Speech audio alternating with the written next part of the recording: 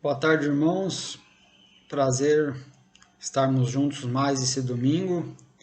Convido você a abrir sua Bíblia no livro de Marcos, capítulo de número 5, versos de 21 até 34.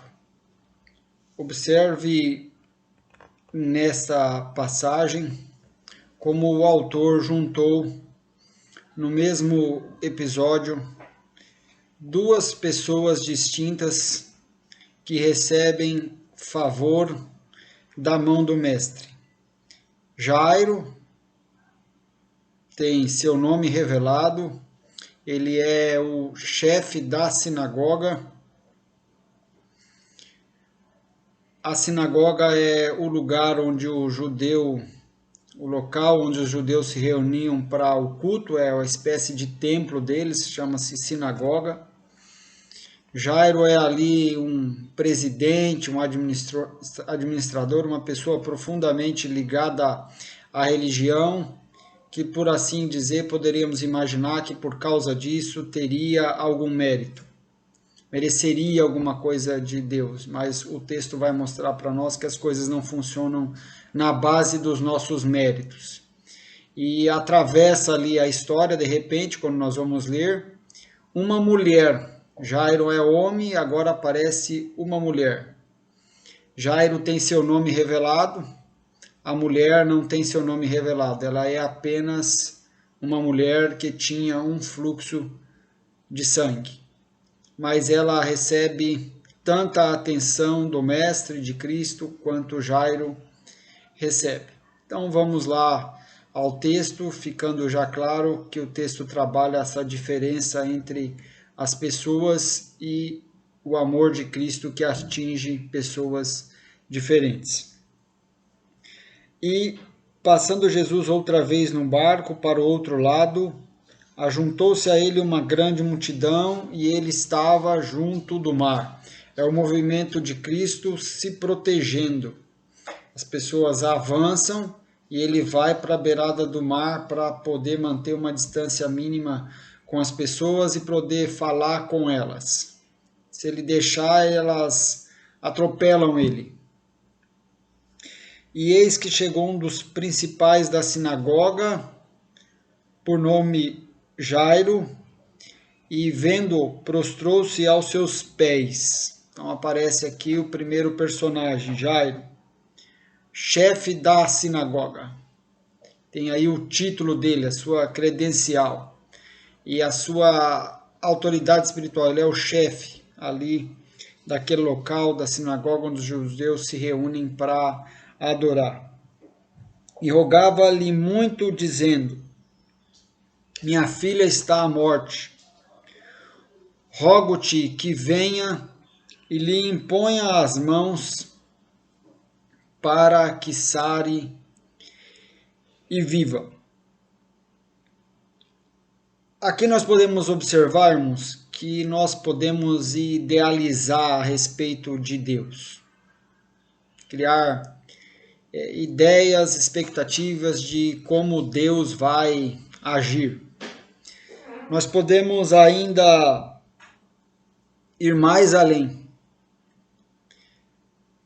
dizer a Deus o que Ele deve fazer e explicar ainda para Ele como Ele vai fazer. Muitas vezes nós vamos orar, ao invés de a gente se limitar só aos nossos pedidos, a gente quer explicar para Deus o que Ele tem de fazer. E pode ser que se a gente pudesse fazer, a gente não ficaria ali explicando para Ele. É como se a gente dissesse: olha, eu não tenho poder de fazer, o Senhor tem poder, mas não está sabendo como, então eu vou te explicar como que é. Mais ou menos isso que Jairo faz. Precisa curar a minha filha? Deixa eu te explicar como é que o Senhor vai fazer isso. Você vai comigo até a minha casa. Chegando lá, você impõe as mãos sobre ela para que ela viva. E o Senhor não demore. Vamos rápido. Antes que ela morra. Vamos já resolver isso agora. Então são as nossas ideias para Deus e a nossa arrogância de querer explicar para Ele o que Ele deve fazer, como vai fazer. E embora Jairo tenha fé, a fé dele tem certos limites. A nossa fé tem limites. O que tem nos garantido com Deus não é a nossa fé, porque a nossa fé tem limites. O que tem possibilitado o nosso relacionamento com Deus, e de Deus recebemos favor, não por causa da qualidade da nossa fé, porque a nossa fé tem limites, mas por causa da misericórdia de Deus. A nossa fé tem limites, a fé de Jairo tem limites, a fé da mulher que tinha um fluxo de sangue tem limites. Um dos limites é que essa fé dele não é ainda totalmente pautada pelo que não se pode ver. Que a fé é o firme fundamento das coisas que não se veem. Jairo precisa ver alguma coisa. Ele precisa ver Jesus indo até a casa dele. Ele precisa ver Jesus impondo as mãos sobre a filha dele. Ele precisa de sensorialidade, de ver e de ver aquele toque de Jesus na filha dele. É assim que ele consegue conceber Jesus agir. Não fora disso. A mulher do fluxo de sangue também carrega a necessidade sensorial. Ela diz assim, olha, se eu tão somente tocar na orla do seu manto, eu serei curada. Mas tem essa necessidade, essa carência de uma proximidade física. E aí esse texto muitas vezes é usado por alguns pregadores para dizer, nesse ponto aqui, dizer, hoje é o dia que Jesus vai entrar na tua casa, hoje é o dia que ele vai colocar as mãos sobre a sua vida, hoje ele é o dia que você vai tocar nele, e assim por diante. Mas eu quero dizer para você que não é verdade. Hoje não é o dia que Jesus vai entrar na sua casa. Não é. Não é o dia que você vai tocar nele, nem que ele vai tocar em você. Hoje é o dia que você tem que ter um relacionamento com ele sem nada físico intermediando.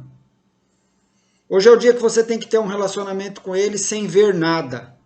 Sem receber o toque dele, sem tocar nele, sem ver o manto dele, sem vista, sem sensorialidade. Ele não vai à tua casa, ele não vai colocar as mãos sobre você, você não colocará as mãos dele, não tem nenhum manto, não tem nada. Tem que ser hoje, tem que ser pela fé, tem que ser sem ver. Quem quiser hoje um relacionamento com Cristo, é pela fé, é sem ver, é pela graça, é sem mérito. E não é por causa de uma grande fé tua, é por causa de uma grande misericórdia dele. Hoje nós somos chamados a ter um relacionamento com Jesus pela fé. Você tem hoje não a visita dele, não o manto dele para você tocar, não o toque dele em você. O que você tem hoje dele é o seu evangelho eterno. Para você crer nessa boa notícia de Deus para você. O que é o evangelho? Se eu pudesse resumir aqui em alguns pilares. É a informação, a notícia de que eu e você somos pecadores. Que por nós mesmos nós merecemos estar afastados de Deus. Merecemos a sua ira, o seu castigo, porque nós pecamos, porque nós somos impuros. Mas o Evangelho diz que Deus providenciou um substituto para pecadores culpados, que é o seu Filho. E as Escrituras dizem que Cristo morreu, recebendo o pagamento do nosso salário, que é a morte. E as mesmas Escrituras dizem que ele ressuscitou ao terceiro dia, com poder. Deus deu testemunho de que aceitou a oferta de Cristo em nosso favor e deu testemunho da sua filiação eterna num gesto de poder, ressuscitando Cristo dentre os mortos ao terceiro dia. E o Evangelho também anuncia para nós que esse Jesus que foi recebido em cima no céu, como aqueles homens daquela ocasião o viram ir, também nós o havemos de ver descer do céu para governar sobre tudo. Então hoje não tem o manto, hoje não tem o toque físico dele, não tem o seu toque nele, não tem a mão dele aí em você, não tem nada sensorial. Deus não colocou o poder da sua palavra em algo corruptível, como um manto. Se o poder de Deus estivesse num manto, esse manto, pelo agir do tempo, por ação da traça, esse manto seria destruído. Deus colocou o poder dele na sua palavra, no Evangelho, porque o Evangelho é poder de Deus para a salvação de todo aquele que crê. Você aí ouve essa palavra e crê, e é salvo pelo Evangelho, que é poder de Deus. Sem toque, sem sensorialidade, sem nada a ver, pela fé. Lembra-te do que ele disse para Tomé.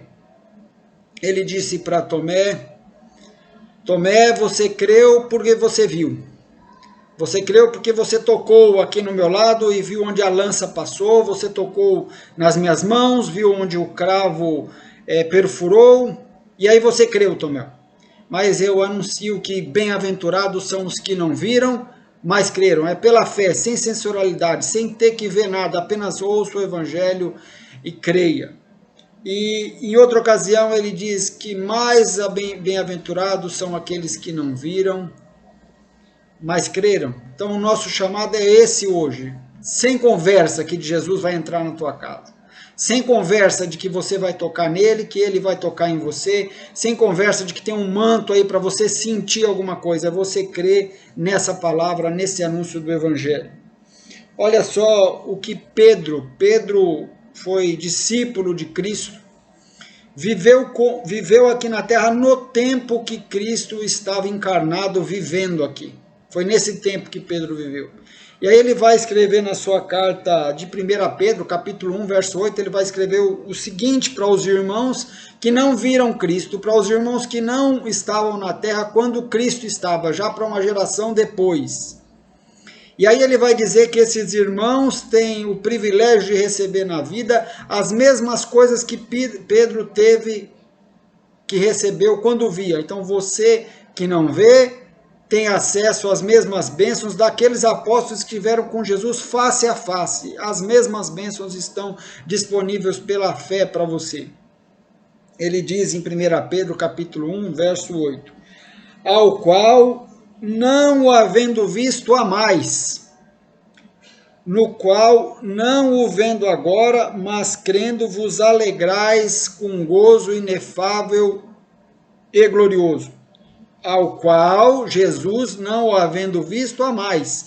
E nesse Jesus que vocês nunca viram, dele vocês recebem gozo e glória inefável. Isto é, irmãos, o gozo, a fé, o amor que foi desfrutado por Pedro, que viu Jesus com os olhos da carne, está disponível para todos nós agora, que não podemos ver ele nesse momento com os olhos da carne, mas podemos crer com os olhos e enxergar com os olhos iluminados da nossa mente pelo Espírito Santo.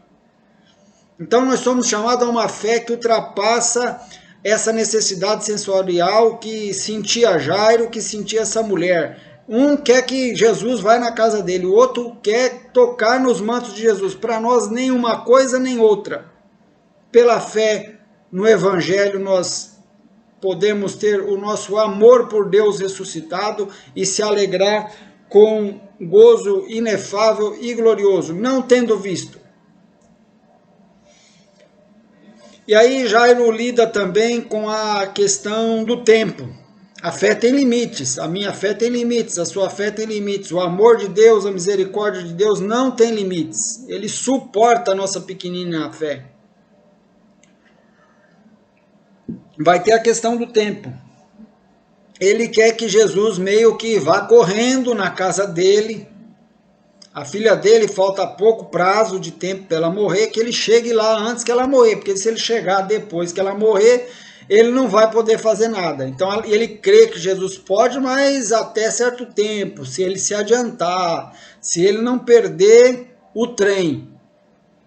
É mais ou menos assim, que depois de certo tempo não tem mais jeito. Então corre lá, porque ela está perto da morte.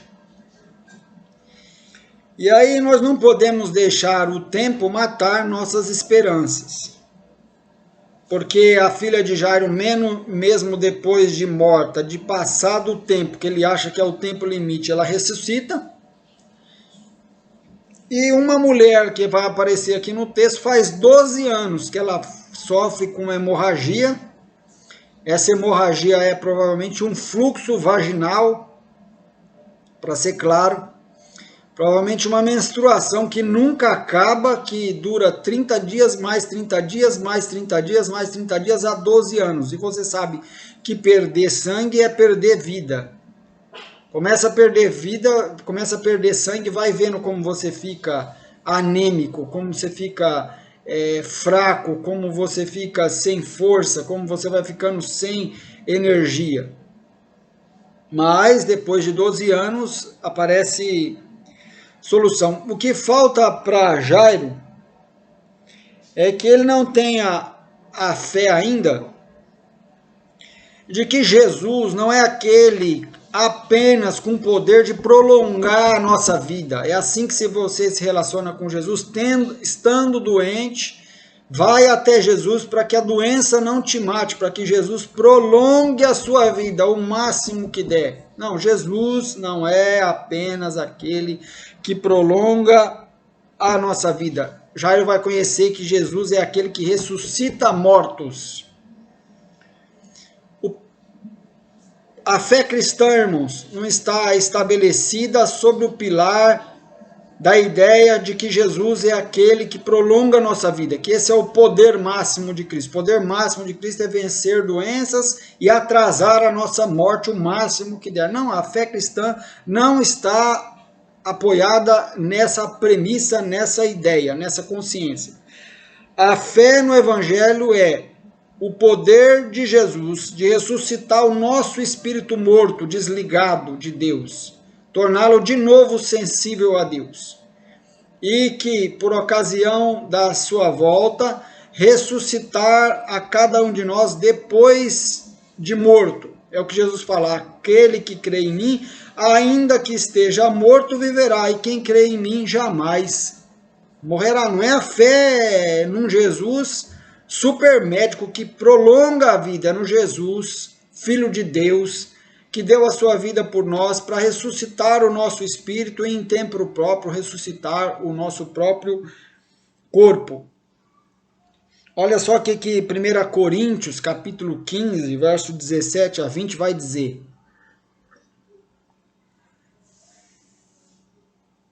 Como pilar é a ressurreição de Cristo dentre os mortos.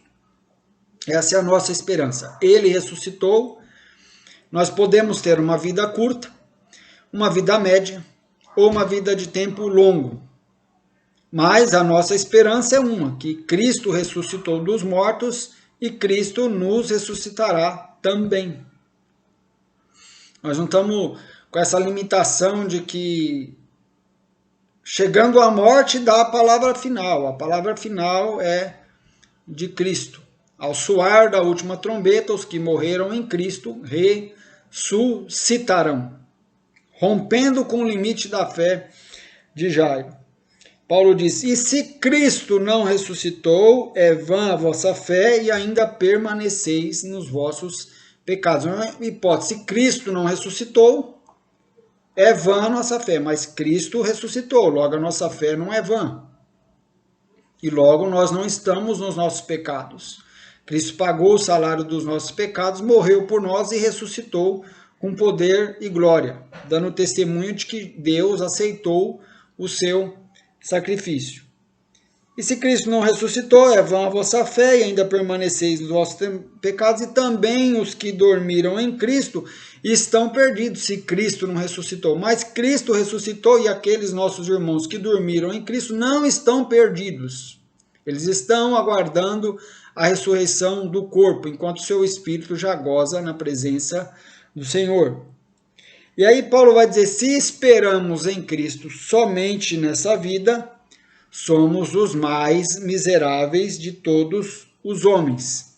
E aí ele conclui, mas de fato Cristo ressuscitou dentre os mortos e foi feito as primícias dos que se dormem. Então nós somos, e Jairo foi levado a testemunhar que o poder de Cristo não é de prolongar a vida, mas de ressuscitar mortos. A filhinha dele vai morrer e ao fim da história vai ser ressuscitada.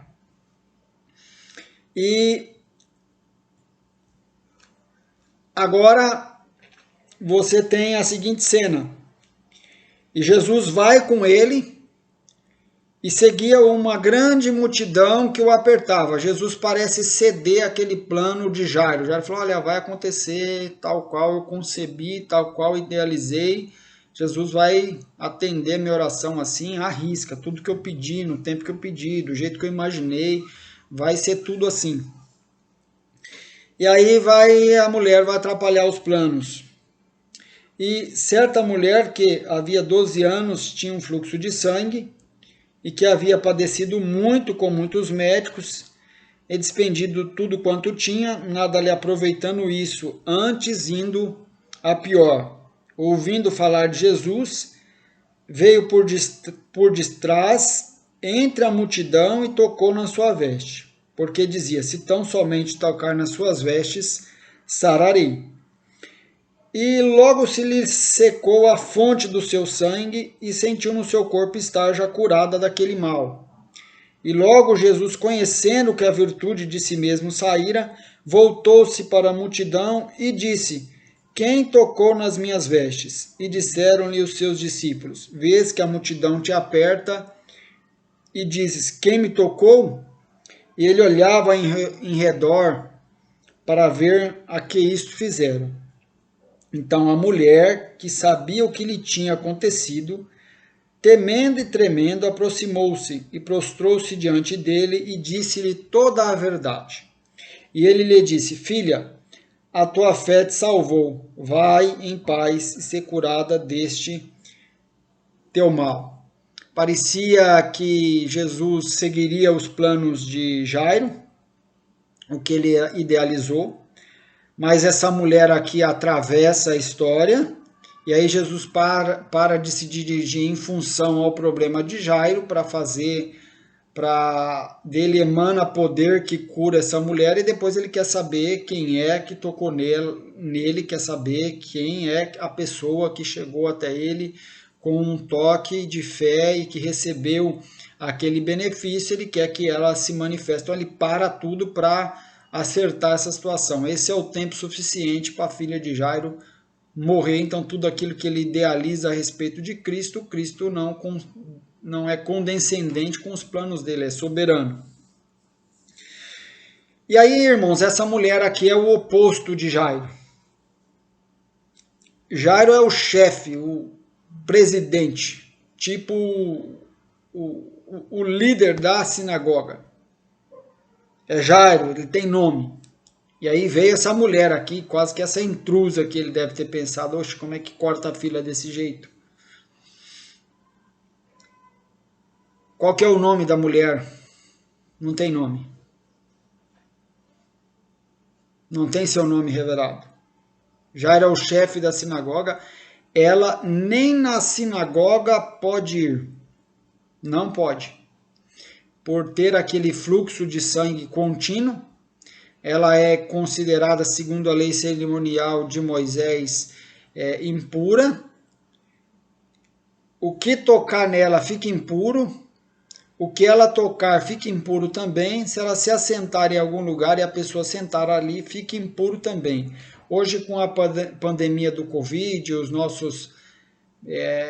as nossas diretrizes de isolamento social, de cuidados, acho que dá para entender isso daqui, né, irmãos? Não é muito difícil entender que o são precisa ficar a certa distância do doente para se proteger e o doente precisa ficar a certa distância do são para proteger o são. É isso que está acontecendo. Acho que está muito fácil entender. Então essa mulher vive um isolamento social extremo. Ela não pode abraçar, ela não pode tocar, ela não pode beijar, ela não pode frequentar lugares de aglomeração, ela não devia estar ali. Tem uma multidão, ela vai tocar em Jesus, ela não poderia fazer isso sob pena de torná-lo impuro, se fosse possível, não poderia tocar nas pessoas, ela está fazendo ali um gesto de ousadia. Então, além do problema físico, tem o problema psicológico do isolamento, que a gente sabe bem como que é. Jairo tem nome, ela apenas tem a sua doença que a define, ela é a mulher que tem o fluxo de sangue. Jairo vai pela frente, ela vai por trás. Jairo se revela, e o texto revela Jairo, ela se esconde, mesmo depois de receber o benefício, ela se esconde, ela tem que ser chamada a dar testemunho ou ela não aparece.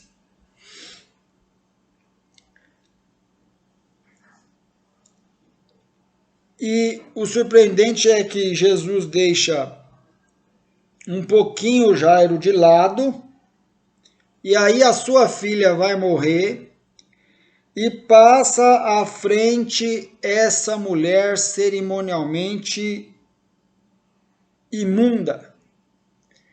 Deixa o chefe da sinagoga esperar, o homem que poderia ter algum mérito, ele é chefe da sinagoga, ele organiza lá o culto, ele lidera a oração, ele fala, ele é o religioso dos religiosos.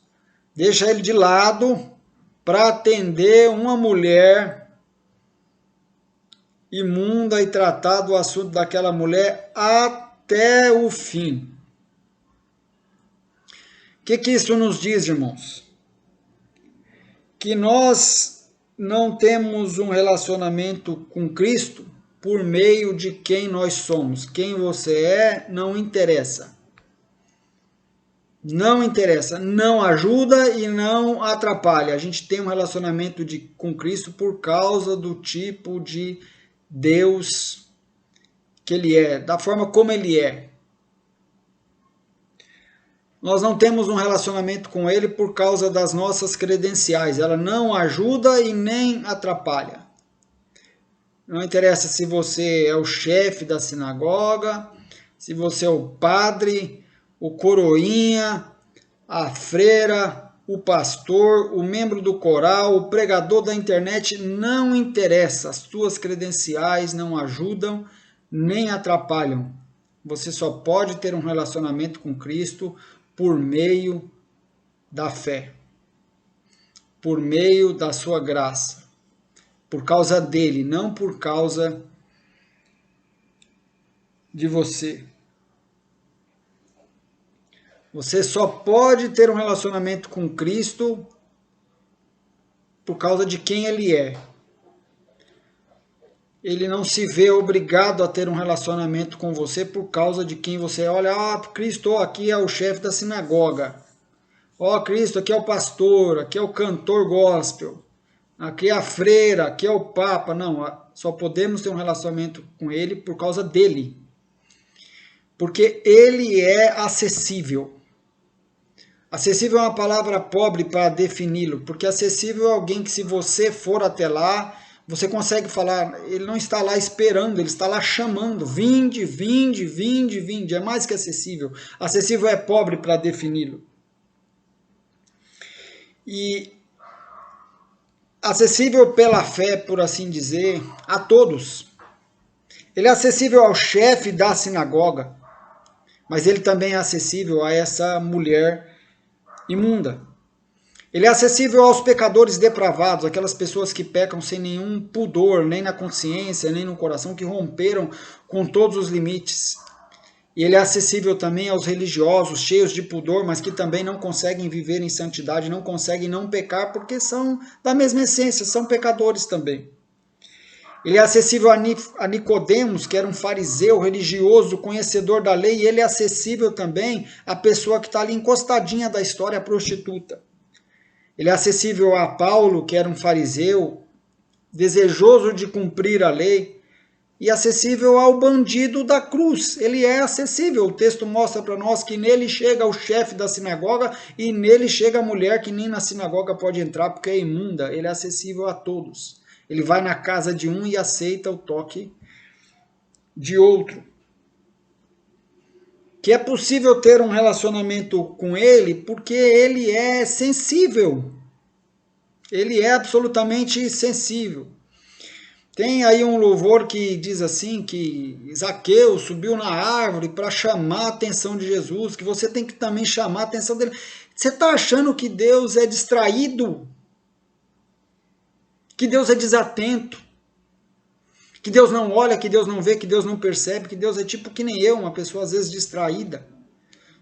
Não, ele é sensível. Uma multidão comprime ele, mas no meio dessa multidão que o comprime, que o aberta, ele sabe de um toque. Ele sabe de um toque, de uma mulher imunda que há 12 anos sofre com um fluxo de sangue. Ele sabe de toques. Ele sabe de pensamentos nossos. Ele sabe de orações curtas. Ele sabe de suspiros nossos. Ele é sensível. Ele é sensível. E existe uma contradição nessa aproximação. Sendo ela imunda, tudo que ela toca imundo fica, e tudo que é tocado por ela também fica imundo. Mas quando ela toca Jesus, Jesus continua puro e ela se torna pura. E ela sente todo esse incômodo de tocar Jesus. Por isso ela faz por trás e não pela frente. Por isso a ideia dela falou, não vou tocar nem no corpo dele, eu vou tocar só no manto. Se eu tocar no manto já é suficiente para eu ser curada. Porque a gente sabe que mesmo nos nossos melhores dias a gente é impuro. No seu melhor dia, das melhores ações, você permanece sendo um pecador fazendo boas ações. E que arrisca o impuro não deve se aproximar do puro. Isso é arrisca. O impuro não deve se aproximar do puro. Por isso ela sente esse incômodo. Mas que a única esperança para nós que somos impuros é se aproximar desse puro Jesus para que ele possa nos purificar.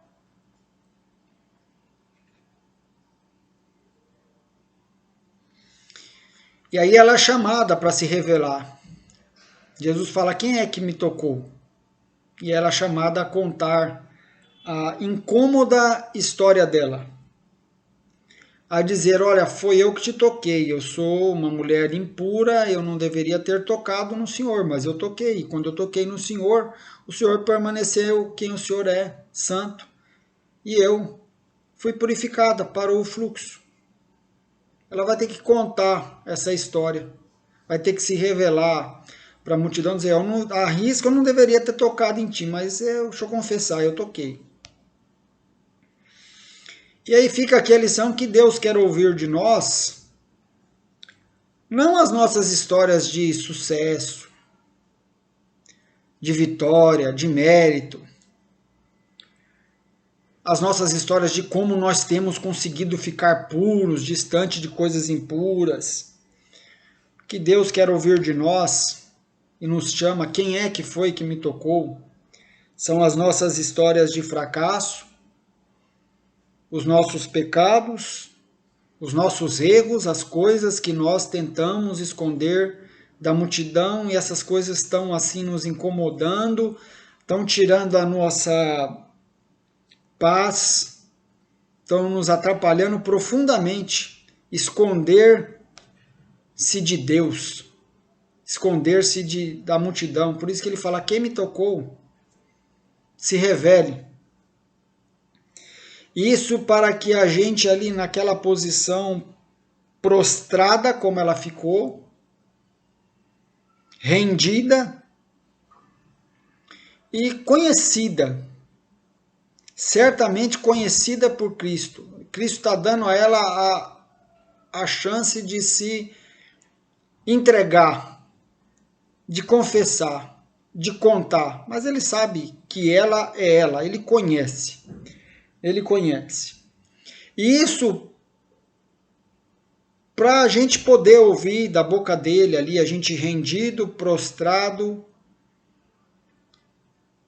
contando as nossas fracassas, contando as nossas falhas, os nossos deslizes, os nossos pecados, contando para ele aquilo que a gente tem tentado se esconder e tem nos atrapalhado, para ali da boca dele ouvir as benditas palavras: filho, filha, vai-te em paz, a tua fé te salvou. Mas isso só acontece se a gente se entregar, se a gente se render, se a gente se prostrar e ter com ele a conversa mais franca que pode ter, porque ele já conhece a nossa imundície, ele sabe do fluxo de sangue que você carrega. E a gente pode fazer isso não porque existe uma esperança de perdão, porque perdão já foi garantido na cruz por ele. E aí ela que se escondia da multidão vai poder sair agora de cabeça erguida. Eu era impura e eu sou agora a pura, devolvida ao convívio.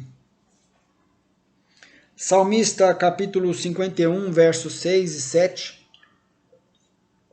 Salmo 51, versos 6 e 7, ele diz: eis que ama a verdade no íntimo, e no oculto me faz conhecer a sabedoria.